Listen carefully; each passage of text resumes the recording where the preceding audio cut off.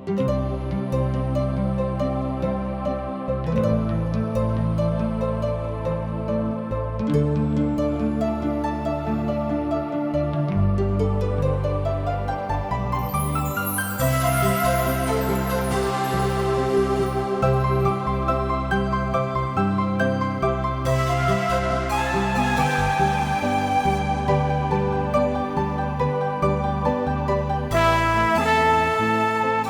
सब TWR India का कार्यक्रम जिंदगी की राह देखतनी। ई एगो सोचल विचारल ढंग से बाइबल की पुस्तकन का अध्ययन हवे, जौना में बहुते सवालन का जवाब दिहल जाला, जैसे कि परमेश्वर के हमें, का परमेश्वर सचऊ हमार परवाह करेले, हमारी जिंदगी से परमेश्वर का इच्छा हवे। कृपा करके देखी सुनी ताकि परमेश्वर आपकी जिंदगी का रास्ता देखावस। हाँ मित्र, पिछला संदेश में हमने के सत्य के कमर बांध के विषय पर विचार विमर्श कैले रही जा। ई एगो आवश्यक हथियार ह। एकरा बिना अन्य हथियार यथा स्थान रह ना सकेले। और ई कमर बांध अर्थात बेल्ट परमेश्वर के पवित्र वचन है। लोग अपना आत्मा कथा के या आत्म गवाही देले और अनेक गवाही सब बहुते कठोर या हिला देवे वाली प्रभावशाली भइल करेले। पर दुख ई होला कि ओकरा में परमेश्वर के वचन के सत्य भइल ना करेले। कोनो भी गवाही जौन की मसीह यीशु के महिमा प्रदान ना करेले तो प्रोत्साहित ना कल जाए के चाही। शैतान ज्यादातर गवाही सबके अपना उद्देश्य के प्राप्ति के खातिर ओह आदमी के महिमा रूप प्रयोग कर लिहल करले। केहू ए तरी से कहले बा, हम एगो बहुते बड़ पहुंचल खिलाड़ी रही, या हम एगो बहुते लोकप्रिय गाना गावे वाला रही, जौन कि हम अब प्रभु यीशु मसीह के खातिर गाइना। ए तरी कहला के शैतान के ई प्रभावित करे के कोशिश होला कि उ लोग अब मसीह यीशु के पक्ष में होकला के द्वारा मसीह यीशु पर बड़ा उपकार कर रहल बने। हमनी के सत्य धारण के और इस शैतान के आक्रमण सब के सामना करे खातिर स्थिर खड़ा हो जाई जा। अगला आवश्यकता बा धार्मिकता के वचन के। एगो विश्वासी के धार्मिकता मसीह यीशु ही हमें। एकरा में एगो विश्वासी के व्यवहारिक धार्मिकता भी शामिल बा। यहाँ ई याद कइल उचित होई कि हमने के धार्मिकता परमेश्वर के नजर में गंदा, फाटल, चिथड़ा के समान बा।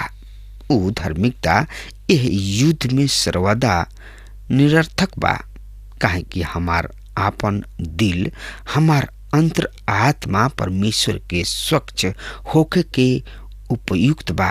केवल मसीह यीशु ही धार्मिकता में एगो विश्वासी के परमेश्वर के सामने खड़ा होके के जोग बना देला।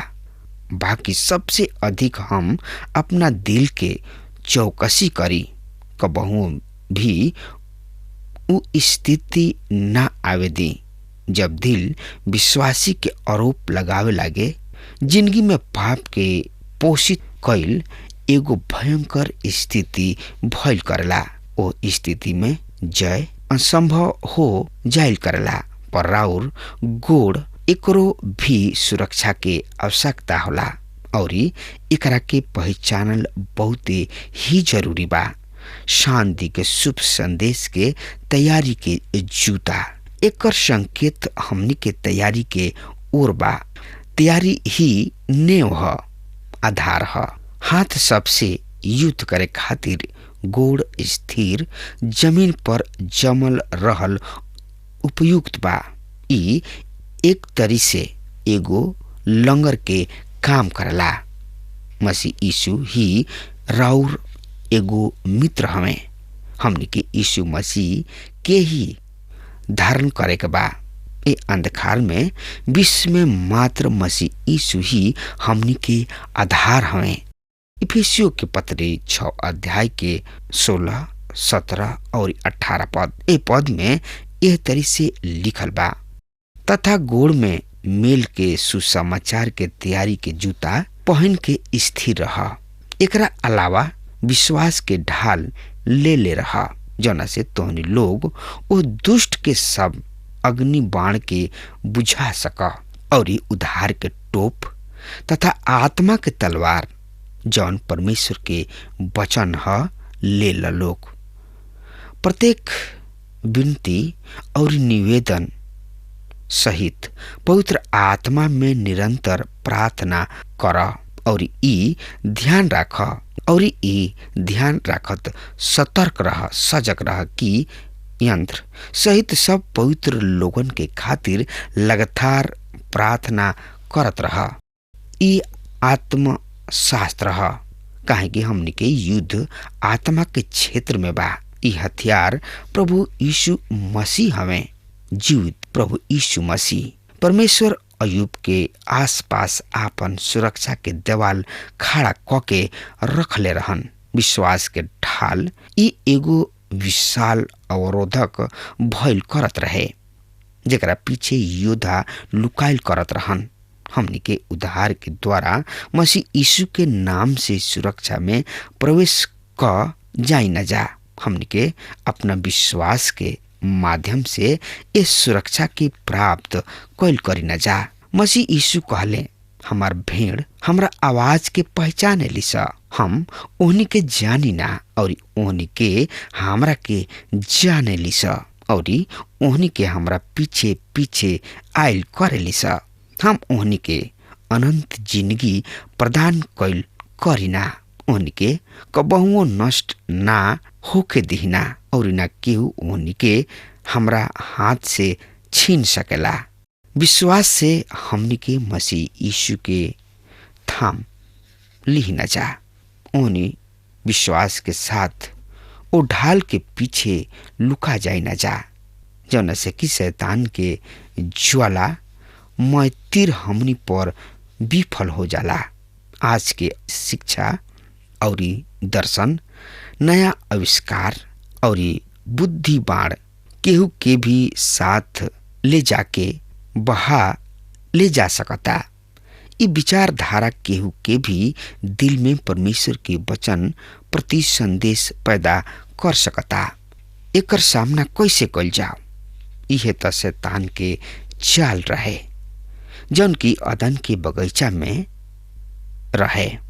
दूसरा शब्द में हमनी के यह तरी कह सकतन जा, जौन की अदन के बगीचा से चलल आ रहल बा, जेकरा के सामना हमनी के विश्वास से ही कर सकतानी जा। कालू तक कोनो आदमी रुआ सामने एगो विचार छोड़ दी और रुआ मन में संदेह के बिया बो दिहल गइल, और रुआ बेचैन होके घूमतानी। विकल्प एक ही बा, विश्वास के द्वारा संदेह के तीर के अग्नि के संबंध आवश्यकता बा, और ई होला विश्वास के ढाल के अध्ययन से, और कौनो विकल्प नइखे। उत्पत्ति में सृष्टि के वर्णन और उनका सत्य पर कतना प्रहार होला, कतना ही धर्म प्रतिज्ञा सब, उनकर छात्र सब उनका सवाल के जवाब ना प्राप्त कर सके वाला के स्थिति में सेमिनरी छोड़ दिले, और शायद बाइबल भी जरत तीर बूझे वाला ढाल ना रहे उनका किने, और विश्वासहीन विश्वासी प्रमाणित हो गइलन। शैतान के सरल आहार। एगो भक्त पवित्र भूमि इस्राएल के भ्रमण पर गइल रहन, और ओ स्थान पर पहुँचलन जहाँ खुदाई के काम चलत रहे, जहाँ खुदाई क के शताब्दी पूर्व के सत्य प्रकाश में ले आवल जात रहे। वैज्ञानिक अनुसंधान सबके सहायता से सत्य के प्रमाण प्राप्त कयल गईल। हर्ष के विषय है कि विज्ञान बाइबल के सत्य के पुष्टि करत चलल आ रहल बा। जरत तीर त आवत ही रही, ओकरा के विफल केवल विश्वास के ढाल से ही कोई जा सकता। चलावे दी ओकरा के ई तीर कबहुओ तक खत्म हो जाई। आई उधार के टोप पर यहाँ मोटरसाइकिल चालक आवश्यक सुरक्षा कानून है हेलमेट यानी कि टोप के पहिरल। यदि कपार सुरक्षित बा त बाचल और दूसर अंग सुरक्षित त हो ही जाला। परमेश्वर के मानव के दिमाग के माध्यम से आकर्षित करेले, पर दोनों के साथ साथ वो बुद्धि के भी बड़ा ही सरलता के साथ प्रभावित कैल करेले। सब पवित्र शास्त्र में मानव अपना बुद्धि के, अपना तर्क सब के द्वारा प्रभावित करत रहेलन। परमेश्वर एशिया नबी से कहले, चाहे तोहार पाप लाल रंग के होके ऊ हिम के समान उजर हो जाई, चाहे ऊ अर्गवानी रंग के होके ऊ उनके समान शुद्ध हो जाई। फिर नया नियम में पौलुस प्रेरित और राज्यपाल फेलिक्स के बीच भइल बातचीत लिखल बा। पर जब पौलुस धार्मिकता, संयम और आगामी लोकदंड के चर्चा करे लगले, तब फेलिक्स भयभीत हो उठले और बोलले, अभी तू जा, समय नहीं खे, लेकिन हम तोहरा के फिन बुलाइब। पौलुस फेलिक्स के साथ तर्क वितर्क करत रहन और उनकर तर्क सब के आधार न केवल दिमाग वरन हृदय पर भी पड़त रहे। ए तरी हम देख रहल बानी, सुने से विश्वास पैदा होला और ई जवन सुनल जाला उ मसीह के पवित्र वचन ह। केहू कहले बा विश्वास अन्हार में लगा दिहल गोल छलांग ह। ई सत्य नहीं खे। परमेश्वर हुआ से करे खातिर कभी ना कही है। परमेश्वर हुआ से कहलन, यदि अंधकार में रुआ के छलांग लगावे के स्थिति आ रहल बिया तभी छलांग कभी भी मत लगाई। परमेश्वर चाहलन कि हमनी के प्रकाश होखे। प्रभु यीशु परमेश्वर हुआ खातिर एगो ठोस नेव ठहरावले बने और ऊ बहुते सुघर ह। मसीह यीशु पापी सबके उद्धार करता हमें। महिमा के अधिकारी मात्र उहे हमें। उद्धार के टोप पर जौन शोभा के मुकुट बा यानी कि लगावल गइल बा, ऊ हमें मसीह यीशु, ऊ हमने के खातिर उद्धार बना दिहल गइलन। यह तो रहे उनकर घोषणा जौन की उनका जन्म से पूर्व कइल गइल रहे। स्वर्गदूत यूसुफ से कहले रहन, मरियम एगो पुत्र के जन्म दी है, ऊ इस संसार की उद्धार करता हुई हैं। इफिसियो के पत्री 6 अध्याय के 20 से 24 पद में लिखल बा। अगर हमार बात रुआ सुन रहल बानी तो रुआ कान खोल के सुन ली। प्रभु ही उद्धार करता हमें। उनका किने आई और अपना आप के प्रभु यीशु मसीह के हवाले कर दी, काहे कि उहे मार्ग, सत्य और जिंदगी हमें, उहे उद्धार करता हमें, उहे मोक्ष दाता हमें। उनका से बढ़ के केहू नहीं के कि रउआ उनका किने जाई। सिर्फ प्रभु यीशु ही हमें जौन की रउआ के स्वर्ग में पहुंचा सकत हने। लेकिन ये सब कब हुई? जब प्रभु यीशु मसीह पर विश्वास करम और प्रभु यीशु मसीह पर विश्वास करत रउआ उनका के उद्धारकर्ता के रूप में स्वीकार करब, तब ई सब कुछ हो जाई। आज वे यही घड़ी प्रभु यीशु मसीह के उद्धारकर्ता के रूप में स्वीकार करी, चाहे राउर पाप कतनो गांदा काहे ना होके। जब प्रभु यीशु मसीह किने लेके आईब ओ पाप के तो एकदम उजर सफेद कर दी हैं और रोवा के अपना गले से लगा ली हैं। तो रोवा प्रभु यीशु मसीह किने आवे में तनकियो मत डराई, उरवा के अपना गले लगा ली हैं। प्रभु के हाथ में पूरा जिंदगी के सौंप दी हैं और प्रभु यीशु मसीह से कहीं, प्रभु हमारा जिंदगी के पतवार तू ही हवा, जैसे भी चलावा हम चले खातिर तैयार बानी।